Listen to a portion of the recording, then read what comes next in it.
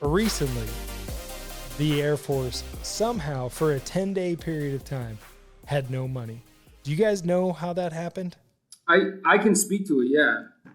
Yeah, I would love to hear it. So some legislative liaison guy's gonna be pissed about this explanation, but basically at HASC and SASC, they're using we basically have to reappropriate funds or reprogram funds, however it works, every year because it's hard to determine which pot of money our moving expenses and our bonuses go into. And so every year we submit this and it gets approved, and then we pay out bonuses and guys can PCS. But there is an approval process that goes through the HASC or the SASC or both or whatever. And the current fight between the Republicans and the Democrats, specifically with the state of Colorado and the state of Alabama, is where they're going to house the headquarters for U.S. SpaceCom. So they think the interim one is in Sea Springs. And then Donald Trump threw down with the fact that it was going to be in Alabama. And then they still, like the guys from Colorado still want it to be in Sea Springs, and the folks in Alabama want it to be in Alabama for like all the reasons, right? And so the representative from Alabama, who is the chairman of the HASC, is basically holding up that a portion of legislation, part of which is the reprogramming of the funds that pay out bonuses. As I don't know, as kind of a flex to let people know that he wants the U.S. SpaceCom to be housed in Alabama, which is butchering this entire thing and oversimplifying it, but that's my understanding of it. And so it didn't get passed. And the fact that our money was wrong is a testament to what they're claiming is obviously inflation, not being able to appropriately frag out how much we're going to spend on bonuses and how much we're going to have to spend on PCS moves due to inflation. And I think to everybody it was very surprising, but like everything else, man, like it's something that we do every year, and it just didn't work this year due to political posturing, and they fixed it in 7 days. So I think they just wanted it to make the headlines to be able to talk about the fact that they would like U.S. SpaceCom to be housed in Alabama. I don't know. That's my understanding of it. It seems dumb, and I think that we should remove any sort of payment to troops or their ability to plan their lives around their PCSs, because that's already a miserable process, from any sort of pork barrel politics, man. It seems insane that would be leveraged to try to do anything other than just help service members, man. But there's people that do that for a job that are going to be a lot smarter on that. Is that about what you think? Yeah. Well, that's what I heard. Yeah, well, and it's frustrating because exactly how you finish that statement is what I agree with, is that the fact that they use the military member and their ability to move and permanent, like PCS, permanent change of station, like you're trying to buy a house, you're trying to enroll your kids in school, like, so for 7 days, even though that's not like seems like an insignificant amount of time. Some people had PCS in those 7 days, man. Like some people had to plan their lives and could not do it. Just like, hey, you're not moving now, and like you got to go through a whole different, methodology in your life of like what the next 2 years looks like. If you're that person, that sucks, man.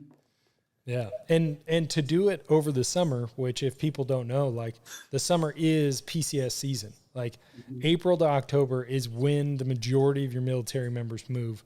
So if there's a period of time you don't want those 7 days to be, it's that period of time, which it turns out it was. And I get it. I mean, the political posturing knows no bounds, but it's just frustrating when whether they knew it or not, that they were willing to risk or put those people out for that, desire or drive. Yeah, and you look out and you're like, could we do a better job at understanding exactly how much we're going to need to pay folks for bonuses or how much PCSs are gonna pay? Like maybe, but it seems like it's something that we've gotten away with every year, and that if it's all about like existing in the margins and hoping that some Congress is going to approve your ability to pay these things that you contractually signed with these people, or to give people that move all the time that are bearing still a burden, for their service to the nation, like less or more stability in that choice. Like you would just do it, man. It should be agnostic of, your political party or what you're trying to pass in Congress, man. Like that should just be one of the constants as an American that we support. And if we're not doing it, then that sucks. But I don't know. I also am not 100% sure that that's exactly what happened. That's my understanding of it, and I'm sure the comments section will sort that out. Yeah, the Kodiak Shack welcomes wild speculation. Yeah, wild speculation. Yeah, it's 20% truth of what I know about bonuses. Yeah, no, I dig it. The well, that's good because I hadn't got a great explanation. That seems like a very viable one of what had happened. You do though. It makes you like mad at the Air Force. You're like, why can't we get our stuff together? You know what I mean? How we allocate money, but there is like we are beholden to the halls of Congress in a lot of committees for a lot of the things that we would like to do, and a lot of the things that we don't like are byproducts of things that are beyond the control of the higher ups. And they're going to take a lot of spears for them, but maybe we just don't. If there's not enough money to support all the things, like something's got to give. We should still be able to complain about everything. It's our God-given right as fighter pilots. But like a lot of times, there's not a ton that folks can do. It's just their best, just doing their best. Well, and I think that's the tough thing is like, leadership in the Air Force, like good, bad, however you want to look at it, is they have spent a lifetime working to get into these positions, and they are still have to go to Congress to get the funding, get the allocation. Because like right now, we're talking about how the F-15EX, the new thing, the jet that's supposed to show up to Fresno, Portland is supposed to divest their jets, I think it's October 1, and get the EX. And we don't have any. And so I don't know if it's like, again, this posturing where we're just moving jets out. We're divesting and we're getting rid of them to force the production and the purchase of these aircraft, or if we're literally not like the left hand doesn't know what the right hand's doing and we're getting rid of jets before the next jets are off the line. Like that's a question that I have for multiple bases right now. And that sucks, dude, because it doesn't matter. Like, is that their fault? Probably not. There's a lot of money that goes into that. But what you would like is enough transparency to plan your life around. You would like enough transparency to plan your life around and be like, look, if I got to be a fireman for a while, like tell me there's some stuff I got to do to get some quals, to get this second job. And I think it's tough to get that information from the people because nobody realizes with budget cuts and who's signing what in Congress, like what the landscape's going to look like for the fighter force and the guard. That people don't really know. Like it makes a lot of sense to brag bases if you're bragging guard bases to save a ton of money. You know what I mean? It makes a lot of sense if they're going to divest the ASA, the alert mission from the Air National Guard, which is keeping a lot of this open. Like what are you going to do with that guard base, man? And you're like, look, whatever they want to save money so that they can still fulfill or have like a good game plan to fulfill their strategic goals in the future as they pertain to probably Indo-PACOM. And that's all cool to say, but like, tell me, man, Yeah. There's stuff I can do. You know what I mean? Like maybe I got to drop these United apps quicker. You know what I mean? Like I'll be fine. Just tell me. Yeah. And what were you going to say, Rowdy? I was going to say kind of the same thing as far as like the T7 basing, right? Trying to figure that out because ACC has their reforge idea, right? And then AETC obviously doesn't want to go with the T7, and then also Boeing is delayed, right? So it just got pushed back another. Like, we're not even supposed to get it till calendar year 29 right now in Columbus, and we get it second. Randolph gets it first, which is I think in 27, possibly a little bit sooner, but it's been pushed back again. But all I'd say, like ACC and AETC can fight all they want, or where they want the T7s to go. Like it's going to come down to Congress, most likely, because then you also have we're not going to go down this road, but I'll just mention it real quick. So T1s are going away, right? And so they have AMFS and AMFF, which is like Air Mobility Fundamentals Simulator, and then Air Mobility Fundamentals Flying. And they're installing these Redbird sims, and Vance is already doing it, and then they're installing them right now, actually in the building that I work in. And supposedly T1 is going to be sim only. So wings out of T6s, sims, and then go to your FTU from there, which is crazy, right? So then if you think T1s go away, and now you think about, oh, well, T7s don't end up going to Columbus, like, what are we looking at? Like, T6 only? But once again, that's like Congress level decisions. So anyway. Well, and was there a time, I thought it was at Columbus, when they closed the T-38 engine shop, or they didn't renew the contract or something? So there was, maybe it wasn't Columbus, but it was effectively like, we signed the paper that said we're going to have the T7 by 23 or something. And then nobody ever told the engine shop that the T7 wasn't there. So it was like, oh, we're done with those motors for the plane that we have to use. Ooh. I know we have problems. Yeah, I don't think that was specifically at Columbus, but I do not know. Yeah, it's just tough because, I mean, we're in this spot where we like, this is one of my speculations. I've made the speculation before. I wonder what you guys think of it. So we bought the Raptor, so the F-22, and we're like, we're going to buy 600 of them. And then we bought like 200 and some change. And then the original B-2 purchase was like, I don't know, 100. And we bought like 12.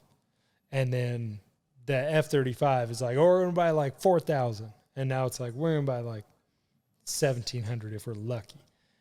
Do we just make a fictional purchase number to make the price per unit low enough so people are willing to pay it, and then we just don't buy them all, and then we're like, it's fine, like, because it's just weird. It's like at some point it's not a deviation, it's our tactic, and we just keep executing it in different ways, I don't know. If my opinion on the House Armed Services Committee is open, then we can certainly speculate to that. Yeah. Always open. Okay. Yeah. That is surely open. Yeah. That's funny. What do you guys think? I mean, it's just wild to me that we keep with it, whether it's the T7 or whatever, we have this idea of a purchase and we never seem to get there. And is it because we don't have a long enough vision and the ability to like start, plan, and execute a plan? Or is it because we keep changing over so we don't have any follow through? I mean, part of it could just be I have a hard time. Go ahead, Drago, go. I just have a hard time assigning that much intelligence into that game plan for how we acquire, for our acquisitions process for airplanes. You know what I mean? I don't think it's calculated. I think we're just bad at it. Like the United States of us, you know what I mean? Not necessarily the Air Force, but like the entire chain. I think it's just a very your mic's messed up again. Yeah, I'm sorry. It was working for a while too. Am I back? You got this? This is gold. Yeah, you're good now. Yeah. No, I think it's probably just a pretty arduous process to run through to appropriately acquire aircraft on time. And I think that we just completely underperform it. I don't think it's calculated. But it would be nice if we did that on purpose, I guess. Yeah. You'd be like proud of them. Yeah, I'd be like, that's a great tactic, but that's not what I think is happening. Yeah. I don't like you don't walk in the AOC and be like, these guys are nailing it. You know what I mean? Like it's not. You're just like, oh, it's bad here, cool. Yeah. Well, there was that quote. Who was it? It was Thomas Sowell. And maybe it was him or maybe he was quoting somebody else, but he said, why apply malice when ignorance will do? And it's kind of like that where you're like, you don't have to be acting in bad faith. You're just acting bad. Yeah, that's right. It was unintentional. We did it. Yeah. Oh man. Yeah. Rowdy, what were you going to say? No, I was just going to say that the acquisition the process itself is just so is long and arduous. Like it's not like Lockheed just had 2,400 F-35s hanging out and like, hey, you want to buy this? Kind of like we go to the store and buy groceries. It's like, oh, you're going to build it, okay, and this is going to be like a 10-year process. Got it. Right, so I think a lot of that could go into it. Then also like the changing state of like what's going on. Like when we do CAS for 20 years and the A-10 sticks around because that's what we're doing, right? And then now we're like, oh, we forgot about these other big powers that are showing up, and now that starts to shift a mindset. ignorance is by far, definitely not malice. I think it's just ignorance, and then everybody wants their piece of the pie, right? And when you get, it's just, sometimes you wish you could just like throw down with the product, and that's the thing with the T7 that kind of perturbs me, if you will. We'll stay family friendly on this show. Right, so like the F-35 kind of, I gave it some leeway, right? Like we've all had the briefs on it, like, you know, behind closed doors. You're like, okay, yeah, got it. That's why it was delayed. Or that's awesome. I want that, right? So it makes sense for a tactical fighter to improve capabilities over the course of like the acquisition process. It was still super late. I'm not giving it a buy. I'm just saying I am not happy with the fact that T7 is so far behind when it is a trainer. Nothing classified about it. Like, just give me a trainer. And so I got to brief General Robertson, I think that's how you say his name, 3-star ATC commander, I don't know. on fighter bomber fundamentals. And because he was like he's like, well, that's what he said. He said, Rowdy, how do we make this program shorter? And I was like, sir, not to cop out or anything, but you give me an airplane built this century. That's all I need. Like, we can cut the transition time in half. Like, we could literally, like, the T-38 is such a hard airplane to fly, and it's so unforgiving, that we have to spend literally 2 months just teaching you, like, with someone in your backseat to make sure you don't kill yourself to fly this airplane. So, yeah, you want to know how to make this program shorter, it's give me an airplane built this century, which we're already a quarter of the way through almost. So, like I said, I'm not poo-pooing on the T-38. It's done great. But you can't tell me with a straight face that we are going to train 5th and 6th gen fighter pilots on a first generation airplane built in the 50s, right? It's laughable. And as y'all have seen from our text messages over the past year, right, going through the upgrade of the T-38, seeing how just stuck in the 1990s, if not NOM, we are with kind of how we can show these dudes rate fight versus radius fight, you know, and it's only like in the HUD is the only sensor, like WES, if you will, when it's like, dude, we are so far beyond that. Like, this is not NOM. Like, and not being able to train, like, the T-38 is the limiting factor. And that has been driving me nuts, the fact that the T-7 is so delayed. Because I have gotten to fly the sim, and it does look pretty cool, and I think it's going to be awesome just because, for the mere fact that it's trimmed to 1G. If that makes sense, right? Because the T-38, I forgot all about this, but I got in the T-38, took off, and I was like, why am I pushing on the stick to keep myself level? Or like, what's trim, right? It's something we take for granted in the fighter community because everything's trimmed for 1G, and it's absolutely epic. But you're constantly running the trim in the T-38 because it's a simple, hydraulically controlled, mechanically actuated system, and so there's no flickus. Sorry, guys, I'm letting it out. I've got. No, I go. Hey, the best IP, Rowdy, go in. Yeah. So anyway, all that to say, T7, like, they need to hurry that thing up, and I don't understand why it's taking so long. Like, I'll give the F-35 a slight buy, but not a trainer. Like, just give me something built this century, and then we might be able to train 5th gen fighters. So we don't know what the 6th gen is yet. I don't think so. I don't think there's anybody in a position to plan a war that doesn't think that we should have like thousands of more F-35s, and do they want that, especially when you think about Indo-PACOM. So I don't think that that's calculated. I think that people are genuinely sad that we don't have more F-35s. But like, I mean, the backlog of things like T-7s in our acquisitions process, like those are all causal to why we don't have that thing, right? Like, if we can't train enough pilots and get them full up on like 5th gen interface and tactics, what are we doing with those airplanes anyway? But, Rowdy, you were talking about the FBF, and, dude, I didn't know anything about that, which I should have said initially about the Armed Services Committee. But can you talk to me about it? Is that part of the UPT syllabus now? Fighter Bomber Fundamentals, is that what that means? Okay, so it's interesting. Well, let's go to the start. So, Aircrew Summit 2021, right? So we're talking a long time ago. Yeah, back in NOM. The Honorable General C.Q. Brown. Okay. So, like, from this, I don't know if y'all have ever seen one of these documents, but basically, like, hey, here's what we talked about, and then here's what we decided type thing. Decision number 3, I think as it was labeled, was 2 words. Terminate IFF. That's it. So that was Aircrew Summit 2021 in March of 21. Okay, fast forward till last December, so December of 22. They have another aircrew summit, and apparently CQ Brown got a little angry and was like, y'all haven't done anything. Like, where are we with getting rid of IFF / fighter bomber fundamentals?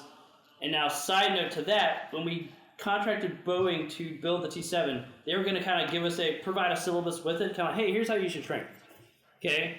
And then now that the T-7 is so delayed, and then now CQ Brown was like, hey, y'all got to change something. Like, fighter bomber fundamentals, go. That got everybody spun up, hence me getting the job while I was still in the upgrade program at Columbus.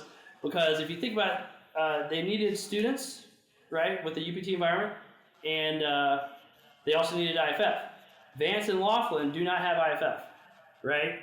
Randolph doesn't have students. They have IFF, but they don't have UPT students. Shepherd is a whole other animal with NATO, right?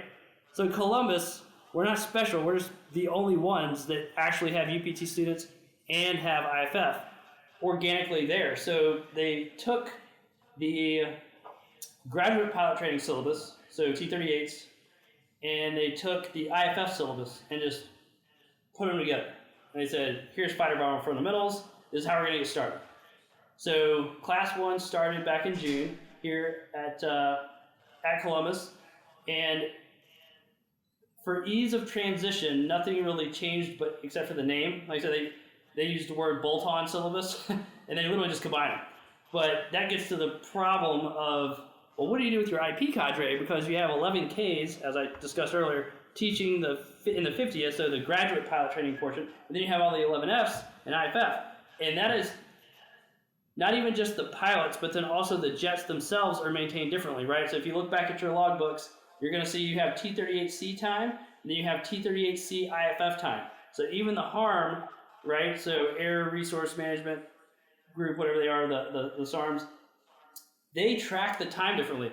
Maintenance does it differently, right? So maintenance treats the IFF jets, they have to inspect everything a whole lot more because we are just, we're not taking off and landing and doing TP stalls, right? We are fighting. We were ripping that thing to idle, we're ripping, sending it to max AB and just jinking it, we were disrespecting these airplanes, in ways that UPT isn't.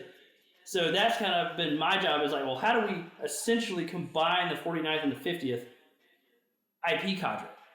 And it's insane if you want to think about how separated IFF and T-38 training is in the books, because it is the same airplane. And I've had this talk with multiple generals now at this time, that it's like, they were like, well, why can't you just all start teaching the same thing? I was like, I don't think you get it. Like, we in the IFF did not go through PIT. Therefore, that counts as MQT per the T2 T38 Vol 1. So we are not qualified to go teach traffic pattern stalls. And the first thing an AIB, so an Accident Investigation Board, is going to say after, like, well, why was Rowdy flying this dude's dollar ride? He's an IFF instructor. He's not a T38, right? So, like, that, we got to look at it from that perspective. And if you look in the Vol 1, Vol 2, Vol 3, everything is separated between IFF and UPT as far as, like, CT requirements, CT beams, everything, like how we can use airplanes. And it's to the point as they're almost two different MDSs. Rowdy, real quick, because I got, how is somebody else not proactive with that piece of information? Yeah. How did somebody else not see if you were just going to merge two syllabi that frankly are poorly defined, and I'm sure nobody told you how to make that process seamless, with two different IP cadre with different qualifications? Like, how is that game plan not available to you? Like, why is that your job? Exactly. And so we're working with the 19th Air Force staff, which I would say technically this is their job. And then we're also working with DAT 24, who developed the FBF syllabus currently. Is that the same dudes who did PTN? Are those the PTN guys? PTN guys are DAT 24, yeah. Yeah. Okay. But I'll wrap up the student side of FBF. I do think it's a good thing, and here's why. I think one of the things I don't like about IFF is how short the program is. Like, we don't really get to know students. Like, we have graduation every 3 weeks, right? New class starts every 3 weeks. And so therefore they're not getting exposed to 11Fs that much. It's kind of like a big, here's a fire hose and now go FTU. Whereas now, if we combine the two squadrons, we will now have with fighter bomber fundamentals, we will now have the students for 6 months or so, right? So you have them long enough to get to know them. And right now the syllabus is literally just bolted on, and nothing significant change. But I think over time, I know where you're going with that. Not sure enough. I apologize. Yeah. So over time, that should change. Like you would see more of like, hey, here's transition, so you don't kill yourself. Then ideally after that, we can go into instruments nav, low level formation, and BFM and surface attack and other stuff like that, kind of all mixed in together before they leave at the end of the syllabus. And then once T7 comes on, hopefully it'll change. But I do think it'll be a good thing. But right now it's just I was going to use a bad word. Let's say it's disturbing how disjointed it is, especially for the IP side of the house, right? So the students right now, they're not seeing anything different. Like, they don't see anything different, and per the regs, like the 11Ks can teach, they're calling it transition phase and composite phase, and then IFF teaches employment phase, which is just another term for IFF, right? But once it starts mixing over the next couple of years, like, we got to have an FBF instructor pit, essentially, because an FBF instructor is not defined anywhere. It is in no reg. And we can't, we can dual qual, right? So if I went to pit, or if we found a way to make that happen, but now I would have to have 2 mission checks, right? So you got your instrument check, and then I would have to have a mission check for IFF, and I'd have to have a mission check for UPT side of the house, which is absolutely insane if you span that across, 50 IPs, for the whole thing. So it's been interesting exploring the regs in ways that I never wanted to try to make this work in a smart way that takes operational risk management into account, and then also the toughness of being proficient at flying the T-38 in a dogfighting or surface attack mentality. Because it really is like, if you take a week off, like even in the F-16 it's like that, or even the Eagle, I'm sure, Vader, but the T-38, man, like I said, it's already the hardest airplane you're ever going to fly. And if you take a week off, like, you probably need to go fly CT your first go, because you're going to suck, especially if you're doing defensive, and then you're going to get back into it. So now say we did it like we did with the B course, right, where you stick with one class and you do transition, and then you go into BFM, then you go into TI, BSA, OPSAT, and then back to transition. You know what I mean? The F-16 is easy enough to fly, as it should be. Then that's not a big deal. Whereas the T-38, like, if we did that, like, you'd have to give the IPs a solid, like, 2 weeks of CT spin up before we start doing the employment phase again, because of literally just the T-38 itself. So anyway, I'm trying to figure out how to do it smartly and how to not break a lot of rules in the process. But that's currently what I'm doing with FBF. Rowdy, are you going to have to, you're talking about sending IFF guys to pit to get those quals. Are you going to have to do IPUG upgrades for every single UPT IP to also be qualified to teach FBF rides? No. So that's where it gets interesting. And we would not send our IFF. So we're still doing the legacy syllabus stuff, right? So like there's no pause. It's not like, hey, timeout, IFF, go to pit. Like I with Dozer, Martin, good dude, Strike Eagle guy, and we essentially put together a locally developed syllabus that would allow us to cross-train. And what our goal was, not to make a full round, right? So IFF guy, he can teach IFF, nailed it. He finished the UI, as we call it for some reason, upgraded instructor program. And so now he's a qualified IFF instructor. We want him to now be able to teach at least some portion of the syllabus in the 50th. So what I've kind of proposed is, well, what if we just do a locally developed program that allows him to be IPOR, so IP of record, for the guys in the pilot training side of the house for formation and formation only. And maybe one dude wants to say, hey, you know what, I'll go teach instruments and navigation so I can go cross country on the weekends. But now it can be IPOR, but just for that mission set or phase. So now you turn it into a letter of X's, and you can track who's qualified for what, versus making a full up round. Right now the regs do not allow for that, like at all. So we're trying to figure out that portion. Now, to your real question, how do we take these non-fighter pilot types that are teaching in T-38 land to teach in IFF? And the real argument is I would say we don't. They don't have enough time on station, and if you look at the entry requirements, I did write this waiver, and I sent it to 19th because this is pretty funny. It said waive pit for all the IFF guys, which obviously that's kind of funny, but that's literally where we are. And then we have to waive every single entry requirement to be an instructor in IFF. Number one, the fact that they are a fighter pilot, and they've flown a fighter aircraft within the last 5 years.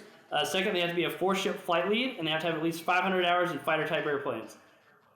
Like those are your requirements to be an IFF instructor. So now you're saying, oh, well, let me take this C-17 dude who, once again, no offense to them, but went through 38 training and now is teaching in T-38s. It has no fighter experience, and you want to make him teach fighter stuff? Like, I don't know about you, but if they wanted me to go to C-17 school and teach there, I'd be like, no, that's not what I'm qualified to do. So we're trying to figure out a way to let the 50th IPs essentially become direct support and potentially go further. So the door will be there, but that will be a leadership decision and based on ORM, right? And then however they want to skin the cat to see how far they want to go. So what our goal would be is take the 11Fs that are currently in the 50th who meet those quals, right? And we can use them full spectrum. But then take anybody that doesn't meet those qualifications, be like, okay, maybe we can get them to be a defensive BFM direct support only. So they fly an offensive bandit profile, right? So if we can teach them to enter a turn circle and not floor mort and go min AB versus max, right, we could potentially get them to that level. You know what I mean? But we did throw down what they have to go through IFF first as a student. So we did actually send a FAPE and a U-28 pilot, so single assignment guy, right? So still a young captain. He went to through 38s and then went U-28s, and now he's back in the 38. So he's 11S by trade. So we took those two and we sent them to Randolph to go through IFF. They completed IFF as students, so now it's like, okay, well now we're going to start them on the direct support role to see if they can fly the bandit profile, see how that goes, 6 to 9 months, and then possibly upgrade them from there. But it's a test case, so we're trying. There's no way they got the throughput. There's no way they're going to tell you to send every IP that you want to fly direct support through an IFF program that they're trying to get rid of, man. Yeah, well, that's so. It's cool to write down. I agree. That's the thing, but they're going to be like negative. Yeah. Yeah. Well, think about how many of those sorties they're generating. Like sending dudes TDY for that, and the one thing we haven't talked about yet, and Rowdy, you did hit on it a little bit, is like an IP, an IFF instructor pilot doesn't fly offensive, defensive, doesn't fly BFM for a couple weeks, and then comes back to it and is like rusty. Now you have a B course student, and what I imagine the syllabus is going to be is something similar to the F-16, where it's like you flew TR, you flew some instruments, here's your tactical sortie, then back to instruments, back to BFM1 offensive, back to some TR ride. Then 2 weeks later, you're flying BFM2, which is your next offensive ride. And these kids are going to have no consistency because in IFF, that's all it was. You did tactical sorties, like a formation sortie to make demo pro, and then you did offensive demo pro, and then or 3 and then demo pro. Either way, it was like that's all you fly. Yeah. Where if you're now, are they going to literally like connect these all where they're going to be opted for so many different sorties? They could bounce from, like in the F-16, it's like, okay, you've been doing BSA all week. You got your DCA sim on Friday. You know, like, is that what's going to happen to these kids in graduate or FBF? I would say no time soon. Like, I could see something potentially like that down the road once T7's online. Because, like, I will say, when I got to go out there and do the sim, like, there are some cool things in that airplane. Like, there's a cool way, like, you will be able to do more stuff. Like, it has a synthetic targeting pod. It has a synthetic radar. It has, like, this mode you can kind of put in there. Like, you put, like, fake targets out there. I think they're going to try to put LVC in it as well. So, like, you can do some cool No wonder things. It's so delayed. Yeah, that's right. Right. That's right. Oh, yeah. It's going to operate with jets. Yeah. Yeah. But, it's got Napa leather, too. Like, Yeah, what are right. you guys doing here? So really, I guess what I'm trying to say is I think years down the road from now, you could see that once the T7 happens. But with the T38, no. I think it's going to still be fairly linear. I think you're going to do transition, and then when you enter a phase, this is Rowdy's idea. This is not on paper anywhere. Nobody's approved it. It's just what I'm thinking. I think after you finish transition, and then now you can get to a phase where it's like, okay, dude, now, because like once again, we're not teaching all those different mission sets. We could just be like, hey, dude, we're going to take off from Columbus. We're going to fly a low level, and then we're going to do BSA at a range, and then we're going to land at Birmingham, shoot a few instrument approaches there, land, eat, and then go to the airspace on the way back, do some BFM, and then land. Something like that. It's an out and back. It combines all of them in some respects. A little lunch and leave. I like what's it. What's the stress level for the kid you're telling that to? You know what I mean? He memorized decision height like 7 times last night, and he's trying to remember how to do it for tuck under jink or whatever. You do it T-38s, that's tough, dude. Yeah. Well, Poor hear me kid. out though. Yeah. It is a lot more simple. Like, no, there's no radar. There's nothing to worry about there. And this would be, I would see this being more of it happening formation as much as possible. Flight lead is the IP, and he's in a different airplane. But he's also planning with the student, kind of showing, hey man, this is how we do this, this is how we do that, versus just, hey student, plan the low level, and then I'll poo-poo your idea when you come back to me. Like I would see it more of like, hey dude, almost like you're under my wing, we're gonna go do this, we're gonna fly this, we're gonna do this for me, and pretty like trying to get him to do wingman things, but not UPT style where it's just like you do it and then I'll grade you on everything. If that makes sense. So I think it's a great idea, dude. It builds airmanship for sure to be able to hopscotch that and do all those things. Like it makes you a better pilot. I'm just saying I would have hooked a couple. You know what I mean? Yeah. You just need to see that one again. Yeah, dude. I just said I was a couple more losses on the record, man. Yeah. Well, and this is one of the things that I don't think we think about is the complexity of the planning of the tools. So like I was talking to somebody at Luke Air Force Base the other day, and he's in the 35 TX or IPUG now. And he was saying that if you're going to like create from scratch a scenario, you have to build it. So one, you mission plan it, which is understandable. Then you have to coordinate with the contract, the SAM, so the simulated surface to air missiles. You have to coordinate with the LVC. You have to coordinate with your Red Air. So he's like, everything is like a large force engagement where you have exactly, you're like mission commanding, like deconfliction, and you've got your Red Air, you got to brief, and then you've got your LVC that's going to play, and then you've got to make sure your SAMs are playing and all your timing's right. And he's like, people just won't do it because like on a Tuesday or a Monday morning that, you fly Friday afternoon and then you're doing one of these things on Monday morning. Are you really going to plan an entire scenario? Or are you just going to like rinse and repeat, or just be like, you know what, we'll just go do some simple thing instead of this like big war, which would be good training and an awesome fight, but you just don't have time for it, Right, and that's what I was saying from the T-38 perspective. You literally start the engines, and then you test the flight controls, and then like you take off. Like, like ground ops are not what they were in the fighter. That's true, but you think like when you were talking about the T7, and now we've got the synthetic targeting pods, like that's mission planning. Like someone's planning whatever that synthetic targeting pod or radar or whatever the simulation is going to be. Like it's either pre-built and it's off the shelf then after, or you as the student in IP are now building all these things because you want the low level, all that kind of stuff. So. Yeah, I'm not saying they're bad, but like what I never thought about previously was then the problem is not having these things. The problem becomes planning, the coordination, all of the other things that leads people to not use it anyway. Now that you've even spent millions of dollars on it, and that's Well, and the only thing I would say is you could probably like based on once again UPT base and our standard airspace that we have, like that's not really changing. Like I'm sure we would go cross country and do something, but for the most part, you could have CAM scenarios for Echo MOA, North MOA, and Birmingham MOA. It doesn't change until somebody's like, I'm tired of this, and then wants to change it. Yeah. And then like and then they can't figure it out. Yeah, exactly. Like yeah, what so, I did with the seed sims at Holloman. I was like, we're changing everything. Yeah. And then the emitters I picked didn't work. And I was They were like, put we're it all going back. Yes. Yeah. Undo it. Did I save the original? Yeah. Oh man.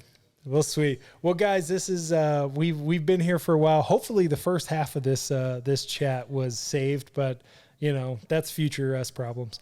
But I appreciate you guys taking the time to chat. I'm gonna let you guys go here, but before we do that, what's on your mind? Like, what's the thing that Drago in the guard, flying the block 30s? Like, what makes you guys nervous? And then Rowdy, IFF instructor, FBF planner, what's making you nervous? Drago, you can go first. Dude in the guard, it's the fourth generation cycle and how we fit into it, man. Like they completely redid or started using the old fourth generation, the F4 gen thing, and didn't necessarily sync up the phases with us. So like your bills to pay for large exercises, they call them revs now, as well as your actually like mission generation forces, which are your ops and your maintenance going down range. They're trying to make that a lot more predictable, but it's with the exercises you have to do between, so the revs, and then the spin up for your deployments, and then the actual deployments themselves, and then whatever pop up ACE requirements you have, like you're starting to do more things, and you're starting to do more things at a time when it's a little bit harder to retain people because that's not what it was supposed to be like in the guard, and you don't have the same stability as far as what's going to happen. Like you thought you were getting F-15EXs and you haven't seen them, right? Yeah. So a lot of guard units are in a position where you're like, I don't know what the next thing is, but I like hear these rumors, it might be this or whatever. And if they told you were getting airplanes and you don't have them, the unknowns for units that don't know what their future is going to be are like that's a huge thing. And it's a lot to have on your plate when you are also staring in the face of doing more things by requirement because there's more requirements out there for exercises and for deployments. Not to mention, part of your forces in a guard unit are now on this XAB construct, which is like the force support side. And there's a green bag toll to pay for that. And those are 6-month deployments that are out of cycle with your mission gen deployments. So you could have a guy who deploys and then comes back and then in the Air National Guard is tagged as a green bagger to go somewhere for 6 months to be on an A staff or to be the safety rep, and like you gotta do it. Like you raised your hand to do it, but those are parts of being in the guard now, and those are fairly unpopular. So is a way to say that. That's what is. It would be okay if it would be a lot more manageable if we knew what we were going to get, what the time frames look like, what the strategic outlook for bracking bases or maintaining bases, or if people knew where SpaceCom was going to be, But the unknowns there that have ripple effects down to the Air National Guard, they make the increased bill for the time commitments and the time away from home a little bit less palatable, I guess. So that's it. I offer no solutions. I'm just telling you those are the problems. That's all right. That's all we got to do here. Yeah, well, and you're so right, because I mean, as another person who's in the guard, like jets, 27 checks in the mail. Like, yeah, right. Checks in your mouth, like same thing with T7. Yeah. Like, and then like Boise, Idaho, you're getting Vipers. What Vipers? From where? Yeah, from where? Who's? Yeah. And it's like, well, we don't know. And you're like, all right, well, this is not a good start to this conversation. So yeah, I agree with you. And the fact that these revs and all this stuff, like your entire base as a whole is operating manned at different times, because it's like some people are in different deployment cycles. So everybody's one person deep in every shop around the base. And it's like, this is not a long-term solution that's going to do anything other than make the guard feel like the active duty. And that's not the answer. Rowdy, what do you got? Well, I think I just talked about it for like 35 minutes. So okay, we'll push that up. So is FBF? FBF and just the state of the 38 man, like it's well past its prime, and I think that's my biggest problem right now. Is just like we pushed it as far as we can. Like there's only so much you can do in a airplane that was built in the 50s. and trying to translate that. This is what I've lost sleep over, right? As I've texted y'all on the way, when I came to the conclusion that it's just the 38. Like we can't really do anything else with it. So we're sticking to, they are fundamentals, right? But they're fundamentals that don't necessarily translate to current threats. And therefore, I think we could do better, but we need another airplane to do that. And in the meantime, I've taken, it's really just instilling the fighter pilot attitude into them, and then just like, yeah, you now know what a 10, 20, and 30 degree wire looks like. You know what a strafe looks like. Like, that's easy enough.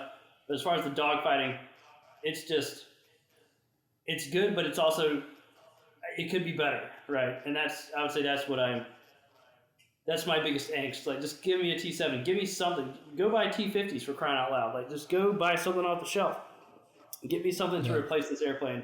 And we had maintenance issues this week that were pretty iffy regarding engines, and like J85 problems is a big issue.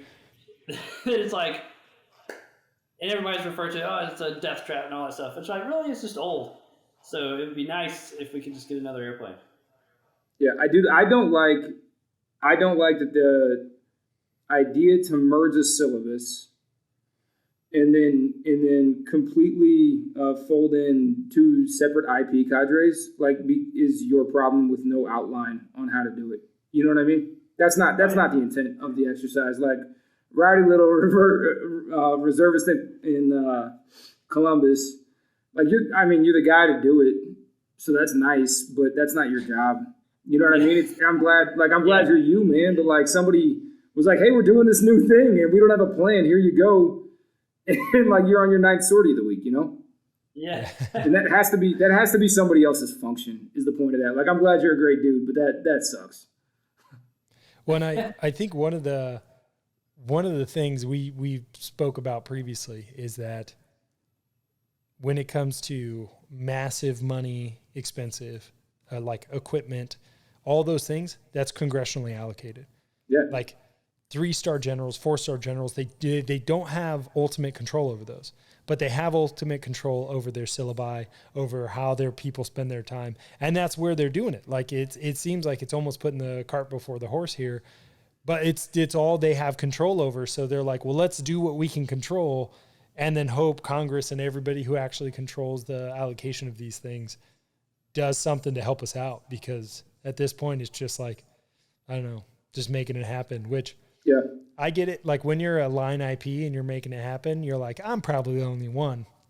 Like, everybody else is probably like, 80 scope, like, oh yeah, we got this totally doped. And it's like, oh, we're all just making it happen. Yeah. This is not good. Some of those boys are golfing. Like, Yeah, that's true. Yeah. You, they're not even in the jet. They're worried about, man, I shot 81 today. That's terrible.